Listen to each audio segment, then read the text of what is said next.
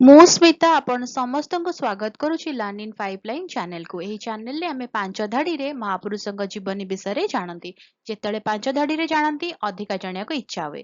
ଯଦି ଅଧିକା ଜାଣିବାକୁ ଇଚ୍ଛା ଅଛି କମେଣ୍ଟରେ ଜଣେଇବେ। ଆମେ କ'ଣ କରିବା ନା 10 ଧାଡ଼ି 15 ଧାଡ଼ି ବା ଲମ୍ବା ଏସେ ମହାପୁରୁଷଙ୍କ ବିଷୟରେ ନେଇକି ଆସିବା। ତାହେଲେ ଆଜିର ଭିଡ଼ିଓରେ ଆମେ ଜାଣିବା ଆଉ ଜଣେ ମହାପୁରୁଷଙ୍କ ଜୀବନୀ ମାତ୍ର 5 ଧାଡ଼ିରେ। ନେପୋଲିୟନ ବୋନାପାର୍ଟ ଜଣେ ଫରାସୀ ସାମରିକ ସେନାପତି ଏବଂ ରାଜନୈତିକ ନେତା ଥିଲେ। ଫରାସୀ ବିପ୍ଳବ ସମୟରେ ସେ 1799 ମସିହାରେ ଏକ ବିପ୍ଳବ ମାଧ୍ୟମରେ ଫ୍ରାନ୍ସର ନିୟନ୍ତ୍ରଣ ନେଇଥିଲେ। ସେ 1804 ମସିହାରେ ନିଜକୁ ସମ୍ରାଟ ଘୋଷଣା କରିଥିଲେ। ସେ ବିଶ୍ୱବ୍ୟାପୀ ଆଧୁନିକ ଆଇନ ବ୍ୟବସ୍ଥାକୁ ପ୍ରଭାବିତ କରୁଥିବା ଆଇନଗତ ସଂସ୍କାର ପ୍ରଚଳନ କରିଥିଲେ।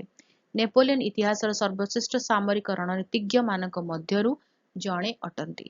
ଭିଡ଼ିଓଟି କେମିତି ଲାଗିଲା ମୋତେ କମେଣ୍ଟ କରିକି ଜଣାଇବେ। ଯଦି ଭଲ ଲାଗିଲା ଟିକେ ଲାଇକ୍ କରିଦେବେ, ଭିଡ଼ିଓ ସହିତ ସେୟାର କରନ୍ତୁ, ଚ୍ୟାନେଲକୁ ସବସ୍କ୍ରାଇବ କରି ବେଲ୍ ଆଇକନ୍ ପ୍ରେସ୍ କରି ଅଲ୍ ନୋଟିଫିକେସନକୁ ଅନ୍ ରଖିଥାନ୍ତୁ।